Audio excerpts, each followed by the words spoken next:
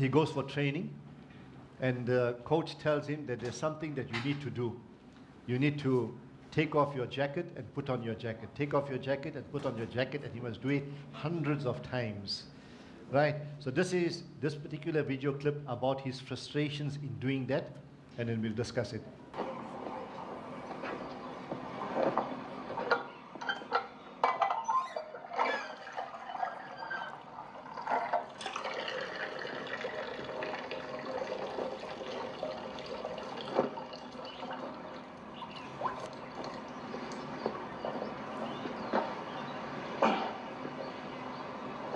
No, Mr. Han, I told you.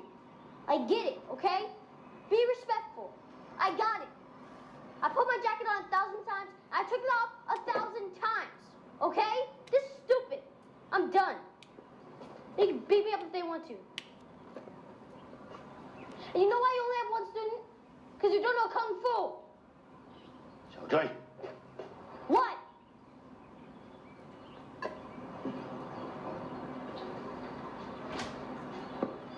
Come here.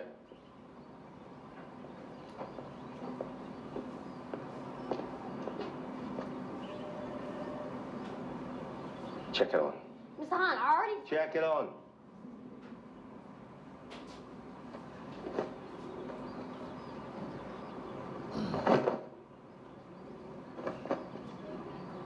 Check it on. I don't have a jacket. Check it on.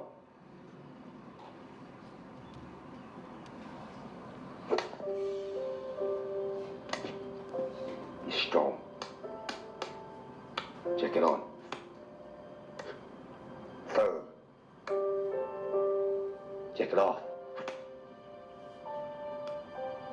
Remember, always strong. What was he complaining about? Too many times he's made to take out a jacket and put on the jacket. Was there a purpose in them asking him, his coach asking him to do that? Was there a purpose? What was the purpose? What was the purpose? Sorry? To teach him. Teach him what? Kung Fu. Was he actually teaching him Kung Fu, or was he, the actual moves was he teaching him, or was he not teaching him? By picking up the jacket and putting down the jacket. He was teaching him. Indirectly, he was teaching him the moves, because when he kicked, you saw that the boy went down, so as if he was picking up the jacket or putting down the jacket. So he was very impatient. He wanted to defend himself against the boys who were tormenting him.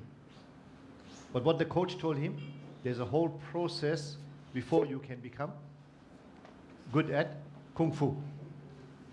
And at the end of going through that process, did he then succeed? He succeeded. Okay. Now, the habitude that we're going to be discussing today is called the starving baker. Does that make sense? Baker, starving, makes sense? Why doesn't it make sense? Why? He's the one who's baking and feeding everyone. So how can he be starving? Isn't that so? But what do you think is the lesson to be drawn from this particular habitude?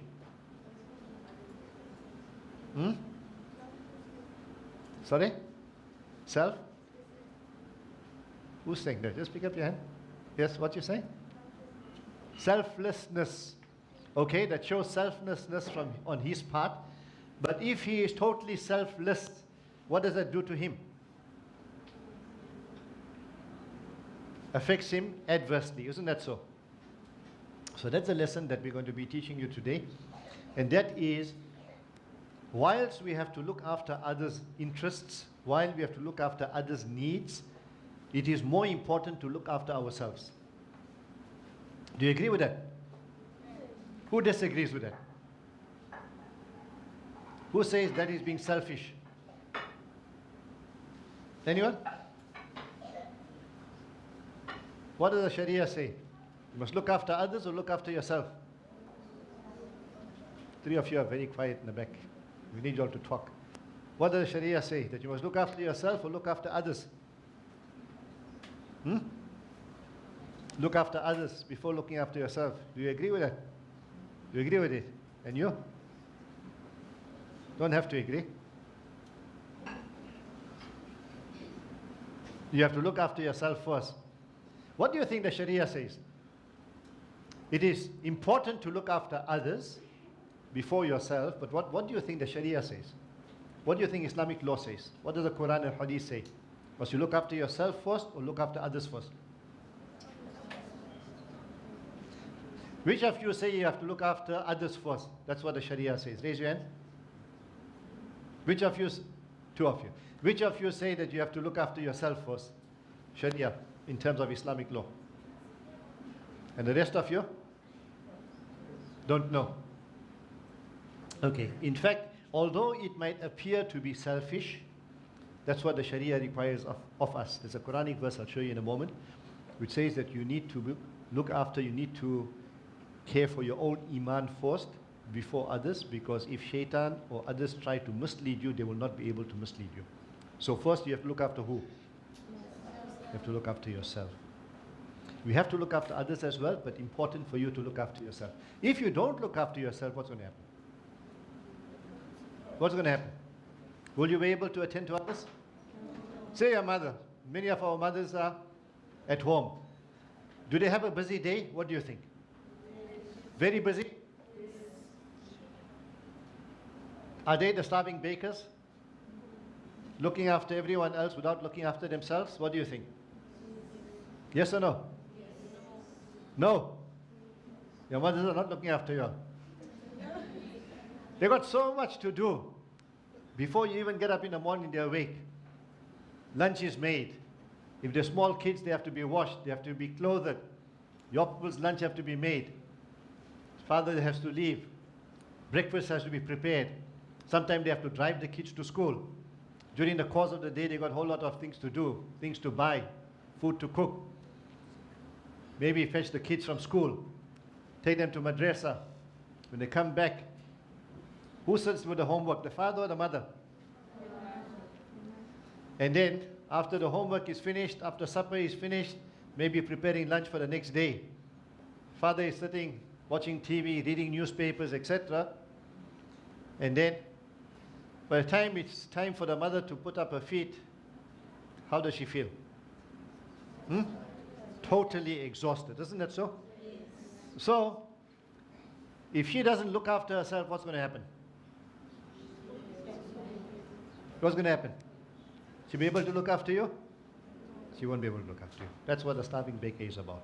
If we don't look after ourselves, then we will not be able to look after others. If we don't care for ourselves, we won't be able to care for others. That's the principle behind this. Now I'm going to be playing you a video clip, and this is of the person who developed this habitudes material. I always play it at the schools that I go because it gives you a good idea of the lesson. So it will take about 10 or 12 minutes. I want you to take down notes and we'll discuss it as soon as we finish that. And then at that point, I began to examine what areas I want to grow in that next year. And I usually pick 5 or 6 topics that I really want to grow in that next year. It might be my communication skills, my leadership skills, whatever. But then I work a plan, and I'm going to put this plan on the screen right now. My plan, first of all, includes a book plan, meaning I read books every year. I actually try to read 2 books every month. And I'm not a fast reader, but I can usually get through 2 books a month if I read about 30 minutes a day. Number 2, an audio plan. Whether it's a podcast or a CD or whatever, I'm constantly listening to teaching, leadership training. In fact, my car is like a university on wheels. I'm always learning while I'm driving. Number 3, a mentor plan. Remember I told you I pick 5 or 6 areas that I want to grow in each year? I actually choose a mentor to be a specific guide for me in those areas. So I have a finance mentor, a leadership mentor, a communication mentor. And those people aren't good at everything, but they're a few steps ahead of me in that one area. I will take them to lunch once a month or whatever. I'll bring a pad of questions. I just ask them questions, and they pour into me in that area of their expertise. I highly recommend this. Even if you pick 1 or 2, have some mentors. Number 4, a magazine plan. You may think this is crazy, but I subscribe to 11 magazines outside of the stuff I read online. But these magazines are always feeding me thoughts and new ideas. You may not know this, but a magazine article is usually a book before it gets published. Usually authors will write articles and then they write the book. And so I'm getting the freshest ideas out there right away. Number 5, an event plan. I plan to go to conferences every year, and I choose conferences that are going to help me grow in the areas that I want to grow in. And then finally, a solitude plan. Meaning I will plan times, in fact, every week in my calendar, where I'm completely alone and it's completely quiet, just to think and process, think new thoughts. Now, all I'm simply saying to you is this. You don't have to imitate my plan, but you need a plan. You got to do something that keeps you growing. Michelangelo was one of the greatest artists, inventors, and architects of all time. At 87 years old, he was still saying a phrase that he used all through his life. The phrase was, "Still I learn." He was continually learning, even in his 80s. What a model for us. Teddy Roosevelt was one of my favorite presidents in U.S. history, and I'll tell you why. He kept growing well into his later years. He was always attending events, he was always reading books, meeting new people. In fact, the first thing he did when his presidency was over, 2 terms, was he went off to Africa, then he went off to South America. He said these were adventures for him to keep him growing.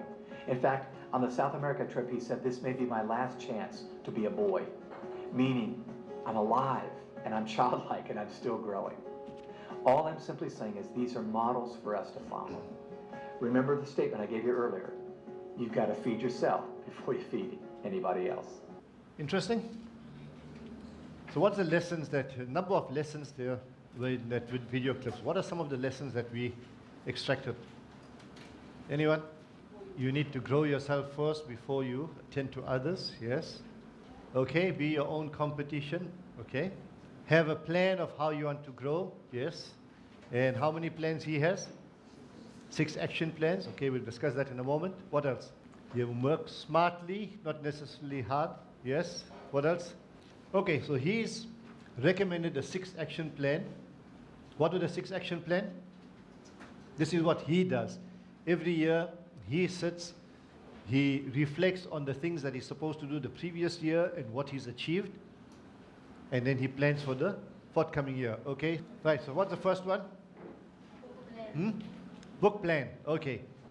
If you really want to improve on your grades, one of the best things to do to improve on your grades is to read books. In schools where the results are very bad, what they found is that when the learners start reading books on anything, automatically it raises the grades as well. Whether it's physics, maths, accounting, whatever it is, just by reading books. Okay, so all of us need to have a book plan. So what I want you all to do, from now till next time I meet you, I need you all to reflect, what is going to be my book plan for the remainder of the year? You need to put it down and you need to start reading. Books are easy to come by and they are very cheap. You can pick them up as little as, if it's a used book, as little as 2 Rand a book. I've bought books 2 Rand, 5 Rand, 10 Rand. Regularly I go to second-hand bookshops, or some places they have these, they sell from the boot of their cars. You get it at fetes, you have it at school functions. You just have to go looking for the books. And fantastic books, self-help books, motivation books. What's the difference between fiction and a non-fiction book? Fiction is not real. So people just write love stories and all that. Most of it is fiction. Non-fiction is true stories about people's lives. So autobiographies, all those are non-fiction. You can read any type of book, but if you get the most benefits, you must read non-fiction books. If you read about life of other people, successful people, whether it's the Prophet, peace be upon him, about anyone, dead or alive at the moment, you'll be able to pick up a lot of things from them. They say that if you read 5 books on any topic, 5 to 8 books on any topic, you can become an expert in that topic. Obviously, if it is like medicine or something, you have to put it into practice. But say, for instance, you want to become a salesman, you are working in a shop, and now you want to become an expert salesman. If you read the books of top salesmen, between 5 and 8, you can become a top salesman. You can make millions of rands. Provided what you learn, you put it into practice. Why? Because it might take you 3 to 5 hours to read a book. And in that book, that person, his 30 or 40 years of life experiences in sales, he'll put it in the book. All the areas in which he failed, all the success stories, when you read the life stories of these people. You can see the mistakes they made, where they were successful. So you're getting all that experience, all that knowledge in 3 hours, 5 hours reading books. So is reading books important? Are you going to be reading books going forward? How many books are you going to be reading? How many books are you going to read for the year? 12, inshallah. Why not? Okay, so that's the first one. What's the next plan? Audio. What are examples of audios? Podcast. What else? CDs, cassettes, whatever. What does he do? When does he listen? In his car. His car is a moving university. Right, mobile university. So we also, quite often, we're sitting, we're doing nothing, we're in the car, maybe it's taking long to get to where we want to get to. Just put that on, and you are learning all the time. Right, so this is something that we need to do also, one of your action plans. What's another action plan? Mentor plan. How many of us have mentors? How many of us are mentors for other people? Some schools have this. Some schools have grade 11 students are mentors for grade 10s. Any of your school has it? No? Some of the top schools in the country, some of the top schools here in KZN have that. Grade 11 learners are grade 10 learners mentors. So grade 10 learners, they choose someone, they pair up with that person, and during the course of the year, if they need tips on learning, they're having issues at home or whatever, whichever way the person can assist, they assist. That's mentoring, right? So what he says is that I have 3 or 4 mentors. A mentor for finance, mentor for communication, mentor for self-development. By having mentors, then you get the life experience of that person, and he's helping you to grow. I've got a mentor, not officially as such, but whenever I develop a lot of new programs. So whenever I want to develop a new program and roll it out, I'll call this friend of mine, years of experience he's got, he's a businessman and a professional. I'll sit down with him, I'll tell him what my plans are, then he'll give me his advices, and from there I move forward. So to me, he's my mentor. So you people also must choose mentors, whether it's your parents, whether it's an elder brother or sister, whether it is someone at school, try and identify a mentor. Very, very, very important. This person will guide you. Will you do that? Inshallah. Right, what's the 4th one? Make a training plan. Magazine. Okay, how many of you read magazines during the month? Anyone read magazine? What magazine you all read? What magazine? Okay, some of the religious magazines. Okay, that's fine. Any other magazine? What do you read? Car magazine. Fine, whatever magazine it is. Car magazine. Anyone else? What magazine? The Quiet Boys. You read any magazines? What magazine you read? Top Gear. So why you didn't tell us? Why are you keeping quiet? Let's talk. Okay, so magazine is something that's very useful. How many magazines does this gentleman, Dr. Elmore, subscribe to? About 14 magazines every month. So whatever is happening in the world, the latest information, he has it. If you go on to his website, Growing Leaders, www.growingleaders.com. I subscribe to his blog almost on every second day. Information, new information he's disseminating. Now, where does he get that information from? From magazines, from books, magazines. Okay, so we need to have some sort of a magazine plan. Whatever magazine it is, it's immaterial what magazine it is. Even if it is Reader's Digest, even if it is Farmer's Weekly, even if it is Car Magazine, whatever. But at least you'll be getting the latest information from the magazine. Will we do that? Inshallah. Right. Then what's the next plan? Event plan. Sorry? Event. What is meant by events plan? Conferences, yes. What else? Ladies, what's event plan? Going for different programs, ladies?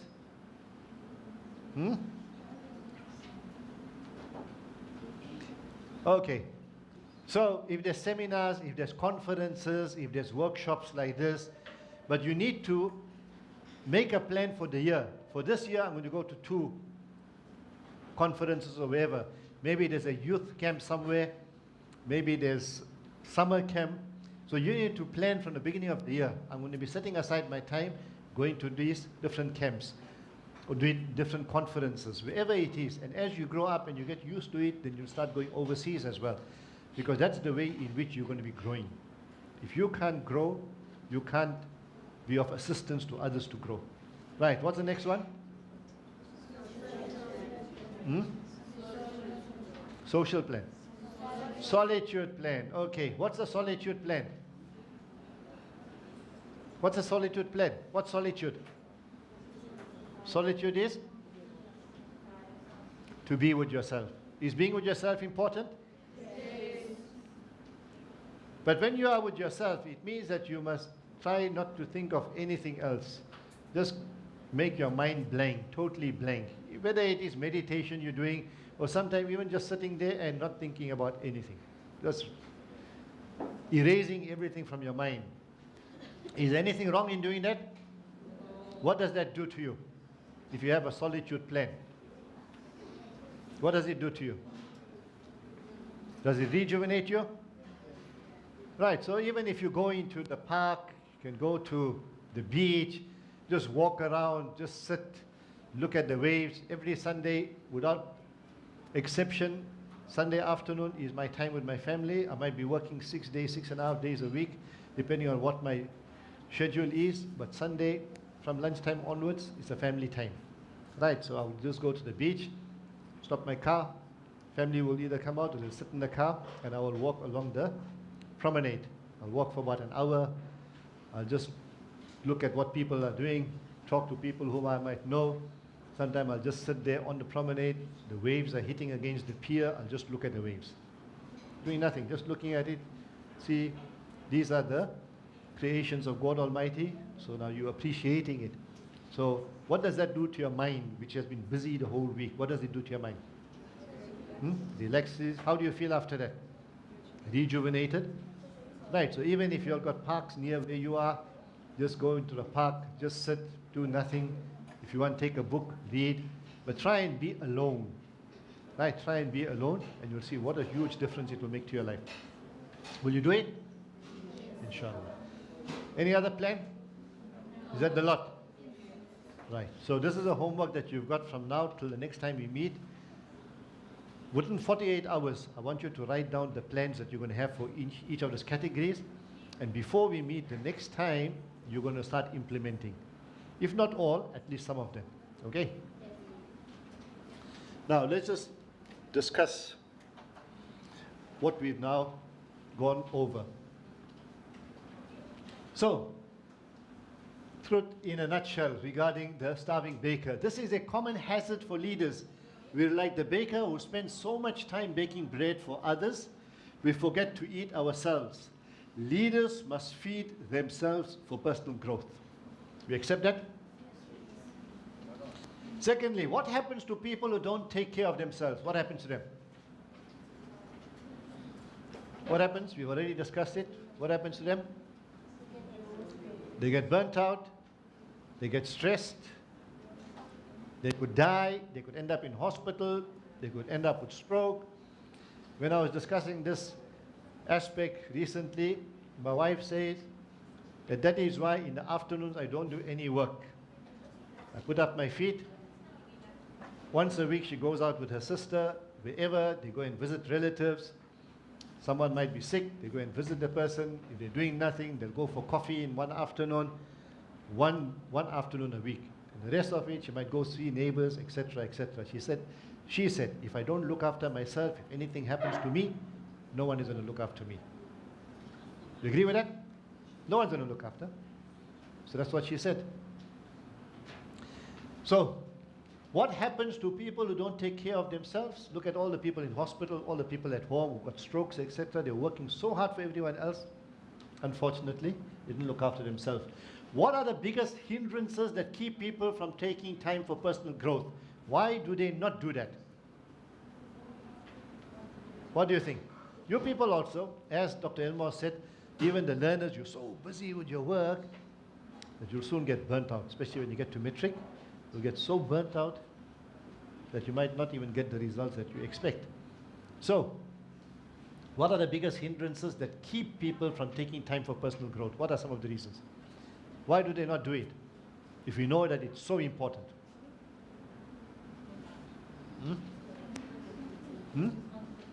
Because of responsibilities, correct? What else? What people will say? Yes, she's relaxing, everyone else is working, she's taking it easy. Things like that. You people might complain, you see your mother relaxing one day, oh, we so hard, we working, you doing nothing. Isn't that so? Criticism from people. As selfish as it may sound, the most selfless way leaders can serve and grow others is to tend to their own growth first. Although it might sound selfish, it is not being selfish. Right.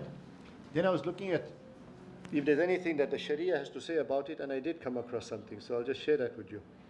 Oh, you who believe, there's a Quranic verse, oh, you who believe, take care of your own souls. If you become rightly guided, he who goes astray cannot harm you. To Allah subhanahu wa ta'ala shall you all return, and then He will inform you of what you used to do. Surah Al-Ma'idah. So, the first part is taking care of who? Take care of your own souls. If you become rightly guided, then if others want to lead you astray, they won't succeed. Right? Very important. If you look at most of the programs that people have on self-development, has anyone read the book 7 Habits of Highly Effective People of Stephen Covey? You heard of the book? It sold 25 million copies. They must be good then. So, he's got 7 habits. The first 3 habits are what he called personal victory. I must have victory over myself. The next 3 habits are public victory. If I don't have victory over myself, if I don't know who I am, if I don't control myself, if I cannot manage myself, how can I manage relationships with people? So public victory, your relationships with others. Your relationships with others will depend on your relationship with yourself. So again, what's he concentrating on first? Yourself, then others. And the 7th one, what he calls sharpening the saw. 7 habits in all. What he did was he investigated for his PhD degree. Why is it that people over the past 200 years were successful? He looked at life of hundreds of people. And then he found that they had certain traits, certain qualities. And from all the qualities, he distilled them and took out 7. So he said, if we have these 7 qualities, there's no reason why we cannot become great.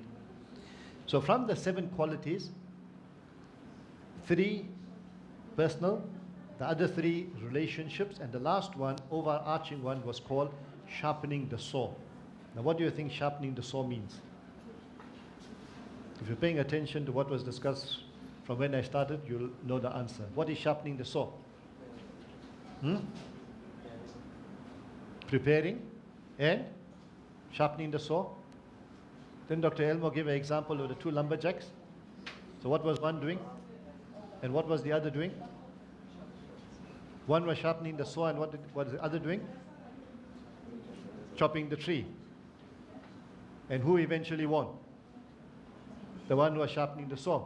So therefore, even Stephen Covey, the 7th habit, he calls it sharpening the saw. He said you have to have time for yourself, and he breaks it down into 4 different categories. You must have time for exercising, physical. You must have time for mental. You must have time for social, family. And you must have time for spiritual. See, similar to these plans that he's got. Okay? So therefore, there's nothing wrong. In fact, it's more important for us to take care of ourselves first and then others. You agree with that now? Right. Any questions? You happy so far? It makes sense. Something that we can implement. What do you say? Right. Next, reflect and respond. An old proverb says, if the axe is dull and he does not sharpen the edge, the worker must exert more strength. Wisdom has the advantage of giving success. We all understand the importance of sharpening the axe. So that example he gave. Why do we think we fail to do it? Why does it seem like a waste of time? Why don't we do that? Why don't we spend time on ourselves? Why don't we develop our own capabilities? Why? Because one reason. Why don't you spend time on this? Because we are too busy. So if we're too busy, that's the reason we give. I can't relax because I'm too busy. I've got too much to do. President Lincoln stated that if I have 7 hours to chop a tree, I will spend 5 hours in sharpening the saw. President said it so many years ago. Now why is this? Because the more you sharpen, quicker, the easier the work will become. It's like the person who says he's driving on a freeway, his petrol tank is empty, and the passenger is asking him, why don't you stop at the garage to fill up fuel? He said, I'm too busy driving. So what's going to happen? What's going to happen? See, so that's the reason why we do not sharpen our saw. Okay. In terms of personal growth, what are some of the best practices you've seen lived out by others you respect? So now if you look at successful people, they definitely have done something to sharpen their saw. Would you agree? Earlier, Mr. Belem was talking about Sheikh Ahmed did that. So what did he do to become one of the most well-known speakers in the world? What did he do? Did he sharpen the saw? What did he do over the years when he was there in Bremen? He started researching the Bible, Quran, etc. So over the years, all the hard work that he put in, the debates he had with the missionaries, and then he started doing public debates, and then he started doing national debate, then he started doing international debates. So in order to have become an internationally recognized speaker, did he have to sharpen the saw or not? Did he have to bring himself up to that level or not? So the iceberg image also gives you a nice analogy. When you see the iceberg and you only see the area on top, when you see someone successful, that is all you're seeing. He's so successful, he's driving a Porsche car, he's earning so much of money, he's so famous, people are all talking about him. But you do not see what's below the surface, all the hard work that went into it, all the sweat, all the perspiration, all the failures, all the whatever had to go into before he became successful. Okay, so that is what is required. Why is it we often feel guilty when we stop to take care of ourselves? We've discussed that. What obstacles do you foresee keeping you from tending to your personal growth? So what could be the obstacles? People criticize you, you criticize yourself. Why am I doing this? Nothing wrong with it. Right, and then this is what we've discussed. Take some time to reflect on personal growth. How will you feed yourself in the following areas? Books, physical, spiritual, financial. Even financial, you have to work towards it. Social, family. So these are some of the things. He's given some plans. So maybe you can write down the things that he hasn't mentioned. Books is mentioned. Physical, we have to look after it. How many of us go to gym? How many of us exercise regularly? How many of us do jogging? How many of us do karate? Huh? I know girls who come for my courses, they go. In fact, one girl came for my course. She went to a 10-kilometer run before she came to my course. Right, nothing wrong, excellent. Right, so see what you can do for physical. Spiritual, you need to spend time on meditation. And spiritual is not only to do with religion. Spiritual is again admiring nature, going into nature, going to the forest, going, as I mentioned, where the sea is, in the parks, and just reflecting on God's creation. Financial, what can you do? Is there a plan that you can have in order to earn another source of income? You people are schooling, you get pocket money. Is there any alternative source of income? Can you do something else? Have another pipeline of income? Think about it. Right, social, meeting people, not only the people in your immediate circles, what about neighbors, colleagues, etc., and family? You need to spend time on all these things, okay? So, before we terminate,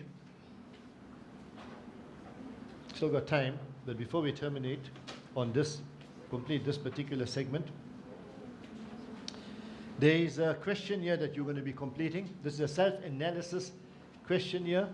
Okay, what I want you to do is give yourself a score based on how well you practice the following disciplines: reading, taking time to feed your mind and heart with books. He's got music, articles, new ideas. So between 1 to 10, 10 being the highest, 1 being the lowest. Give yourself a score. How much time you spend on reading or anything to do with sharpening your mind. Then number 2, solitude. Taking time to get away, relax and just think or meditate. Between 1 to 10. Give yourself a score. You can circle that number, whichever is appropriate. Thirdly, simplicity. Simplifying your life by clearing out the mental and physical clutter. All the unimportant things, getting that out of your life and just focusing on what's important to you.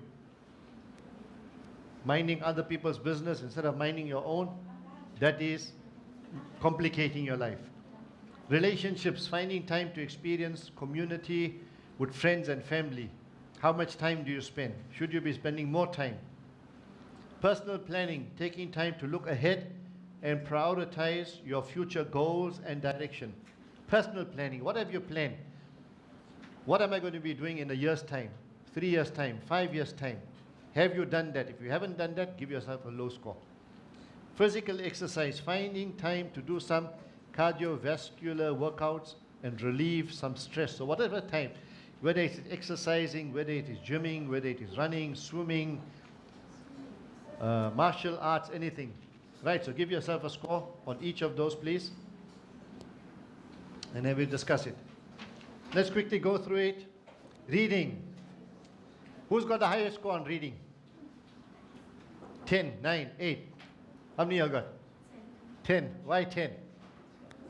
How much you read? You read a lot, so why not tell us? Why you kept it to yourself? See, it's very important. It's very important when we ask questions, even that boy in the back, he knows the answer but he's keeping quiet. It's very important to answer questions. Once, Hazrat Umar radiallahu anhu, he was in the company of the Prophet sallallahu alaihi wasallam. I might have told you this, I don't know if I told you the last time we met. And his young son was with him. Prophet sallallahu alaihi wasallam asked a question and he asked the Sahaba, can you tell me what am I referring to? And he gave the description of the leaves and the fruit of a particular tree without actually saying what it was. And then he asked the Sahaba, what am I referring to? So he was referring to the date palm tree. The Sahaba who were present, none of them answered. Prophet ﷺ then told them what he was referring to. Hazrat Umar's young son, after they had left the gathering, he told his father, I knew exactly what the Prophet was talking about. I knew it was a date palm tree. So Hazrat Umar got upset with him. He said, why don't you mention it? He said, I did not mention it because I was afraid because of all adults were there, none of them were answering. But Hazrat Umar felt upset at the fact that he did not answer if he knew the answer. So therefore I'm asking, how many of you read the books and all that? Some of you are keeping so quiet and now you give yourself 10 out of 10. Right? So why? If you got the answers, if you know, pick up your hand and answer. Why must you look as if you, in inverted commas, are dumb? Right, you must answer. Nothing wrong. One of the reasons why we don't do it is you've got low self-esteem. Leaders are people who don't have low self-esteem, they have high self-esteem. Leaders are people who take the step, they stand up, they go forward. Okay, so that's the whole thing we want to try and improve in you. Okay, so some of you have got 10. Who's got 1 or 2? Raise your hand. Be honest. 1 or 2. No one's got 1 or 2. And you said you haven't read any books. You have to be honest with yourself. This is self-reflection. I'm not going to give you marks for it. Because where your scores are low, you must improve. That's the whole idea. Okay, next. Solitude. Who's got high score for solitude? Anyone? What score you got? 8. You? So what do you do for solitude? Share it with us? No, nothing wrong. Share it with us because that's how we learn. When I mentioned this, when I asked this question at one of the schools the other day, so one boy, youngster, about your height, he said, I spend between 1 and 2 hours every day thinking. Very bright boy, that is. I know because he comes from one of my other programs as well. Very bright boy. Nothing wrong with that, right? Because Albert Einstein, he stated that when I was a professor at Princeton University, I used to look out of my office window for hours doing nothing. So Albert Einstein, was he a famous person? Was he stupid just to look out of the window and just maybe think about whatever is in his mind? Was he stupid? There's nothing wrong. That's what you need to do. So those of you who are high on that, very good. Those of you who are low on that, you need to spend more time. My wife is such a person. My wife went up to metric. Had her parents allowed her to study, she would have probably done well in one of the professions. Regularly, when I'm sitting at home, sitting in the room, she's sitting on the bed and she's just looking at the wall or looking out of the window. Me, during holidays also, I must be doing something. I can't stay not doing anything. Whether it's reading books or doing research or something. Maybe that's how I am wired. But she'll sit even for hours or every day. She'll just sit and just relax and just think. See, so she'll score high on solitude. Okay, nothing wrong with that. Next, simplicity. Simplifying your life by clearing out the mental and physical clutter. Sometimes we worry about so many things. We worry about so many things that don't concern us at all. Let's get that out of our systems. Don't worry about things that don't concern us. There is what's called a circle of influence and a circle of concern. The circle of concern, you can just write it down. Draw a bigger circle, which is a circle of concern, and a smaller circle in it, which is a circle of influence. So the bigger circle is circle of concern, and smaller circle is circle of influence. What do you think is more important, the circle of concern or the circle of influence? Who disagrees with that? Some of you said circle of concern is more important. Who disagrees with that? What you all feel? Circle of influence more important. Why?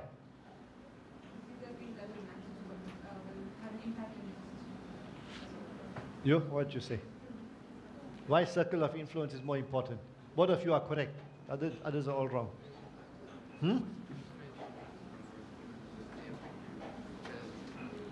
Okay. Circle of concern is everything that's happening in the world that we get concerned about. We're not directly involved, but we get concerned about it. We've got no control over it. The color of my skin, the family in which I was born, what people are going to say tomorrow about me, whether the rand dollar exchange rate is going to go up or come down with some stupid statement that might be made by someone, how the weather is going to be tomorrow. These are areas of concern. Do I have any influence over them? No influence. Area of influence is the people over whom or things over which you have influence. So if you spend a lot of time on your circle of concern, you're wasting your time. Why talk of politics, who's going to come into power, etc., if you're not contributing, if you're not going to vote? If you're not going to vote, why make a noise? You're wasting your time. Right? So, why waste your time in circle of concern? Because the more time we spend in a circle of concern, the less time we have on the people over whom we have influence.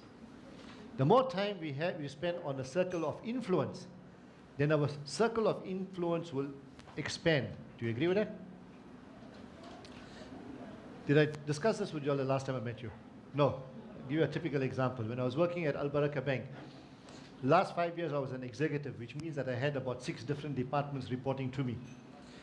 Once a quarter I used to have workshops with my managers. It was something that I used to do voluntarily. It wasn't part of my job. But I used to have for the 6 managers, Sharia manager, the legal manager, compliance managers, facilities, marketing manager. So they were all under me. So one whole day workshop I used to have with them. Now I was also doing a lot of training, voluntary training. It wasn't part of my job, but I used to get passion out of it, my passion. So I used to do training on soft skills, customer service, how to win friends, etc., etc. And that I used to do for the entire bank. So when I used to do that training, lots of people, alhamdulillah, used to like the contents of it. And some of them who were not directly involved with me in my divisions used to say, Mohammed, when you have other programs like this, invite us. So that's what I used to do. So the quarterly workshops that I used to have for my managers, in the morning I used to have 1 hour presentation for all the staff in their 6 divisions. So maybe about 50 or 60 of their staff. They used to all come. I used to do the presentation, whatever it was, public speaking or whatever it was. All of them used to come, so the managers and their staff. And then I used to invite the other people who asked me to invite them. They used to come. After the hour, they used to go back to their jobs. So the managers over whom I had influence, I used to then pass on whatever knowledge I had. They used to then take it to their departments, and they used to pass it on to their departments.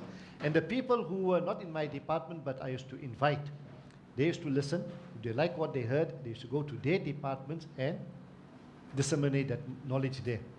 So, what was my circle of influence? The whole bank or the 6 managers who reported to me? What was my circle of influence?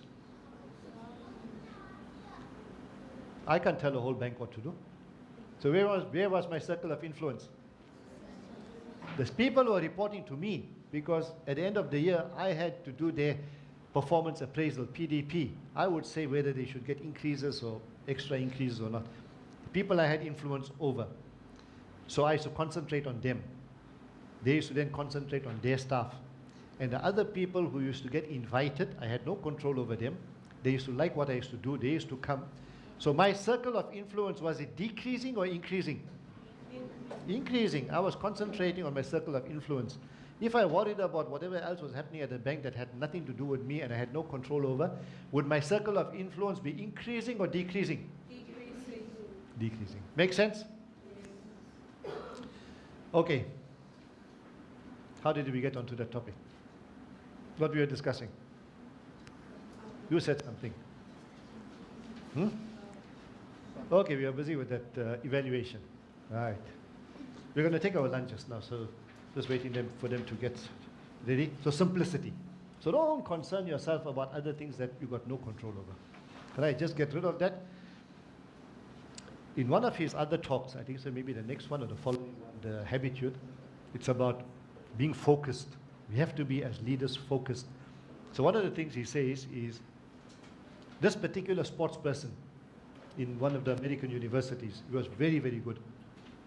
But he had his mind focused on what he was doing. So someone asked him when he came to the university after he had retired, so they asked him, now why is it that you were not, and his focus was in winning championships. That was his main focus. So someone asked him, why is it that you don't have piercings, you don't have tattoos, why don't you have it? Everyone else has it. He said, I don't have piercings, I don't have tattoos, I don't do drugs, because it will not get me to winning championships. So where was his focus? On things that didn't concern him or things that concerned him? Okay, so that's very important. So if you want to improve, whether academically or in life, that's what we need to do. Next, relationships, finding time to experience community with friends and family. Try and spend more time with your family, your friends, your parents. It's pointless when they're on the deathbed, when they are sick, then you go say, oh, mommy, I love you. You know, I really have time for you. But it's too late.